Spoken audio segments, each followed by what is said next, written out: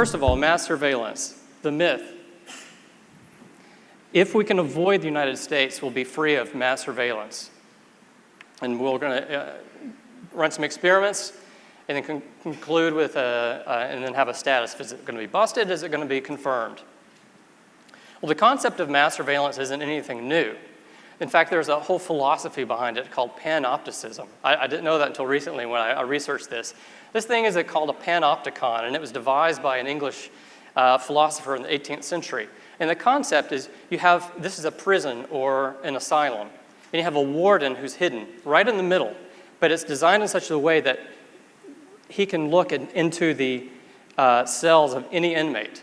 And essentially that's what mass surveillance tools do today. They're a panopticon. But what's different is that the technology has changed. So first of all, let's define how we're going to tackle this. Define surveillance as the observation of an entire or a substantial fraction of the population. So we're not going to be talking about targeted wiretapping. Almost every country does that. But what is sort of new is countries, or the United States, sucking up lots and lots of data somewhat indiscriminately and then targeting. And we're going to be looking both at the optical and IP layer, so I'm counting deep packet inspection as part of mass surveillance. And the approach is simply to take what's been in the press, see what other countries, if any, besides the United States, are engaged in this. And two caveats. One is I'm not going to claim that all countries' capabilities are equal. I'm not saying that the US, the NSA, is on a par with the Belize intelligence agency. And finally, because I'm somewhat intelligent, I'm not going to weigh in here on whether this is a good thing or a bad thing. I think that's a different story. Computing power has allowed for incredible advances. We all kind of knew about a lot of this, but it really came to the forefront 3 years ago with the Snowden revelations. And there are many agencies behind this, but the one that often gets the credit or blame is the NSA. Now, I know Alan and Dave are Americans. Do we have any other Americans in the audience? We have 3 Americans in the audience, that's it? Okay. Well, you know what? They said that we couldn't do it. We couldn't spy on billions of people simultaneously. But with a little Yankee ingenuity and a good old-fashioned elbow grease, we did it. So high five, y'all. Well, Americans get a reputation for being cowboys, but we're not necessarily out there alone. In fact, we have a club, and we call it the Five Eyes Club. One of the founding members is our friendly neighbor to the north, Canada. You probably can't read the small font from this news article, but the Canadians not only share intelligence with the United States, but engage in, apparently, in surveillance of their own. So right now, the myth is already unraveling that if you can perhaps send your hosting to Canada, your data will be safer. If you can reroute your cables around the United States, it's going to be safer. Well, Five Eyes is not just Canada and the US, but 5 organizations. There's Australia this is their little swirly icon is their intelligence agency. And not to be outdone, the Kiwis looking over at their neighbors to the west figure they could have a swirly icon for their intelligence agency just as good. And GCHQ is committed or devised some of the cleverest intelligence coups using mass surveillance that's come to light. And they went with the hip Cool Britannia logo for themselves. Well, it's not just the US and their friends that have engaged in this. In Soviet Russia, porn watches you. There's the emblem for the FSB. In China, Great Firewall, we often think of that as something that is meant to keep out traffic. But in fact, there's deep packet inspection, very good tools there so that they can gauge what people within the country, what kind of traffic they're generating. So it encourages self-censorship. And one point about Russia is that the SORM boxes that they use for inspection, the SORM technology has been shared with most of the CIS partners. So it's Uzbekistan, Ukraine, Kazakhstan, pretty much all the stands have installed this as well. And even some of the NSA critics have gotten involved in this. You heard a lot of criticism in the United States when this first came out from quarters in France and Germany. But just this last year, the French passed a very controversial bill. It was, the Parliament passed a new law, I should say, and it was so controversial that it had to be put forward before their constitutional court where it passed.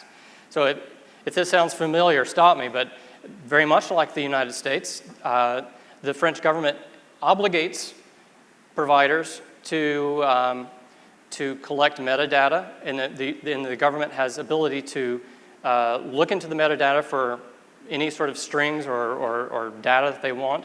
And then the reviews of that, the government is granted access not from regular judges, but by a third-party supervisory court.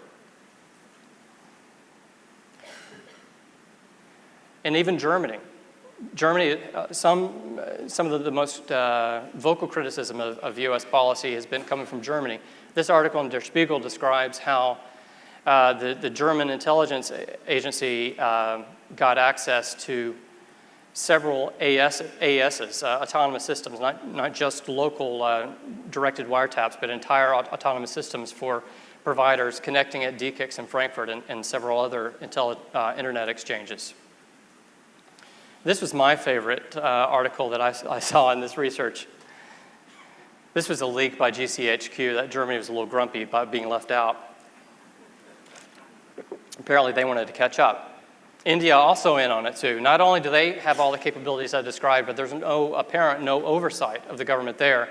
And as part of the census, Indian citizens, from what I understand, have had to submit some biometric data. But at least they have a really cool logo for their intelligence agency. I like that. So if we're trying to be safe here and avoid the United States, fair enough. Let's see what happens when the US goes dark. Every yellow line here is a cable that's current or planned. Well, that takes out a lot of cables that are compromised.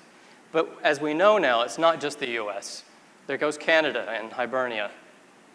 Australia and New Zealand also take out CMEWE 3, which has come out that they did gather intelligence on with the help of the Singapore government.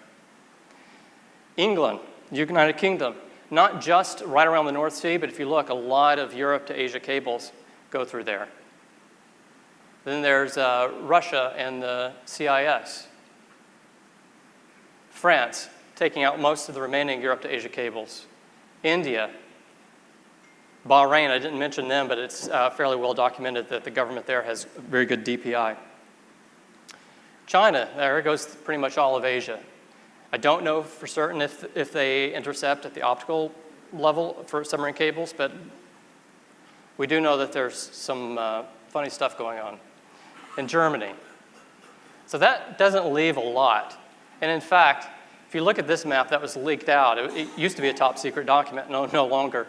It was leaked out very beginning of 2013 when The Guardian and Washington Post were releasing the Snowden documents. You can see these circles are what the, I think this is an NSA document, had labeled high-speed optical cable, covert, clandestine, and cooperative large accesses. And it's not just in the countries that I mentioned. There are other countries as well, Djibouti, for example. There are other organizations besides Five Eyes. There's 9 Eyes and 14 Eyes, Italy, Spain. Many other countries are participating. So are you safer for avoiding the US? Maybe.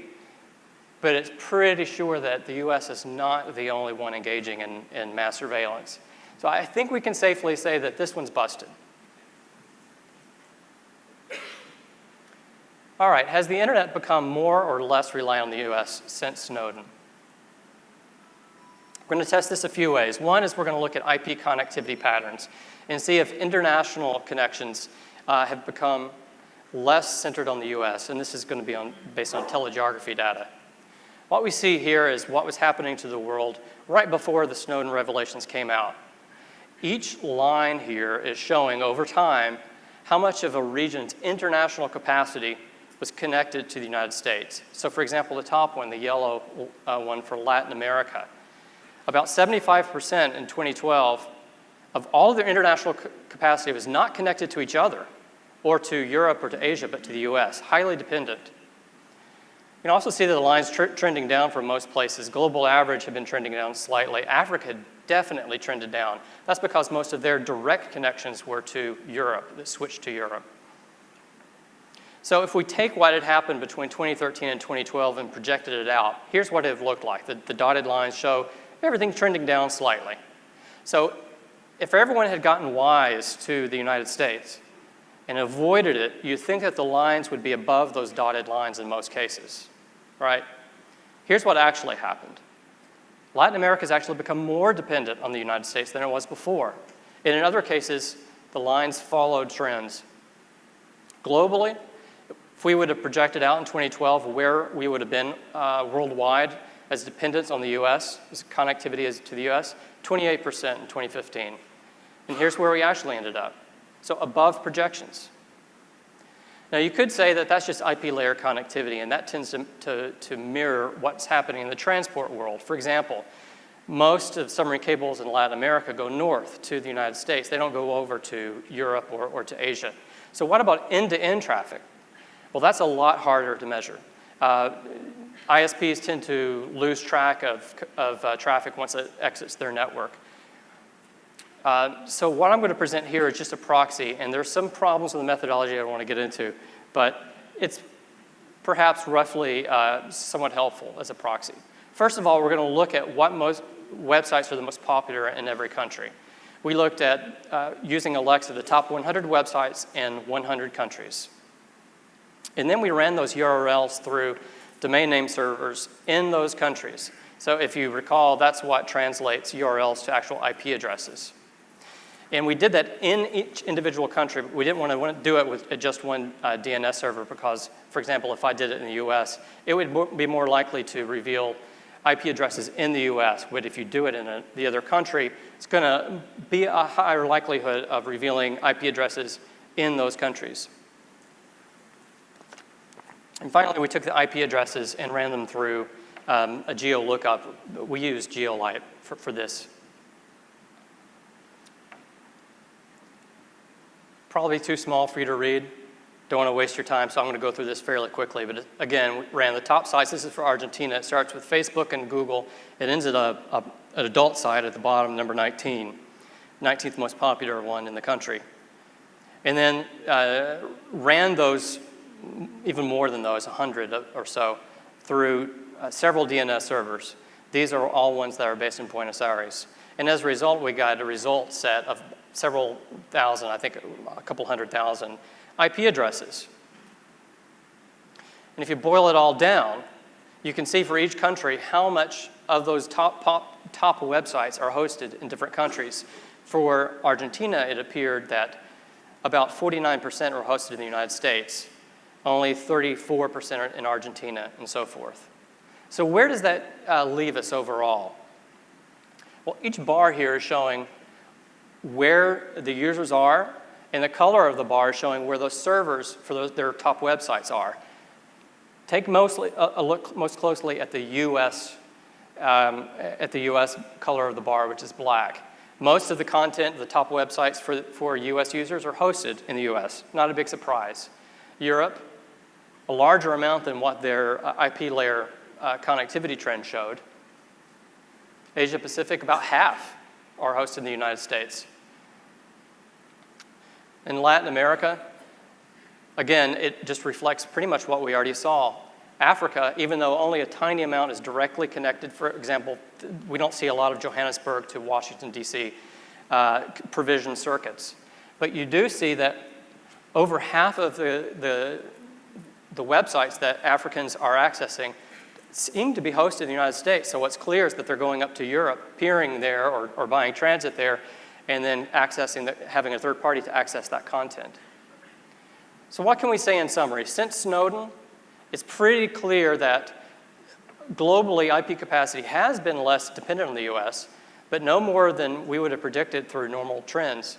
And also that user-to-server patterns still definitely center on the US. So this one, I think, is pretty much busted. I think we can say that. Now, if you're a little depressed talking about espionage and the like, let's move on to something else. Talk about animals. I think you all know what the answer to this one is, but it's helpful to review just in case. At Jarfi, Alan and I still get a lot of press inquiries about sharks eating the internet. So if you recall, a couple of years ago, a news story came out that sharks were biting a Google cable, but Google had wrapped it in Kevlar, so everything was okay. There were many articles that came out about this. One of the first to release information on it was Wired, that sharks wage war on undersea internet cables.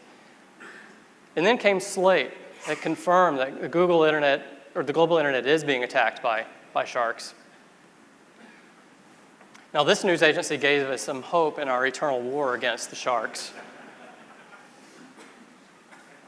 Even respected institutions, such as The Guardian, got in on this. They laid the blame at sharks and Netflix. The less we say about Gawker, the better. And finally, this was my personal favorite. Note where the magazine is, Fishing Tackle Retailer. They have a pure clinical interest in this question. You never know where you're going to find your next lure. So based on all this, I decided to do some research of my own, okay? I used Google. I Googled sharks eating fish, and there were 1 million results. Sharks eating seals, 400,000 results. Sharks eating the internet, 1.3 million results. So based on pure logic, this is what we can conclude. So it makes sense to me. Now, I think we all understand that that's not so. Human activity accounts for about 2/3 of cable failures. This is from a paper presented about 4 years ago. There probably is a newer update in the paper session. Now, the other category does include fish bite, and it has been documented as a case of failure, in case Elaine Stafford is in here, and she will yell at me if I don't mention that. But it's fairly small. That doesn't mean that I'm not worried. We are constantly vigilant. This story came out a few years ago. Personally, I don't think it's a laughing matter.